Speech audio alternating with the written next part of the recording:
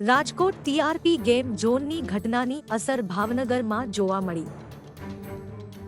Bhavnagar fire વિભાગ દ્વારા ધડાધડ fire safety મુદ્દે સીલ મારવાની કાર્યવાહી હાથ ધરી. શહેરમાં આજે ચેકિંગ દરમિયાન ફાયર એનઓસી વિના ધમધમતા મોલ, હોટેલ, રેસ્ટોરન્ટને સીલ મારવામાં આવ્યા. શહેરમાં આવેલ કે મોલ, ગોપાલ રેસ્ટોરન્ટ, હોટેલ ઈ ક્લાસિકો, શીતલ એકેડમીને સીલ મારવામાં આવ્યા. તમામ જગ્યાએ ફાયર એનઓસી ન હોવાથી સીલ મારવામાં આવ્યા.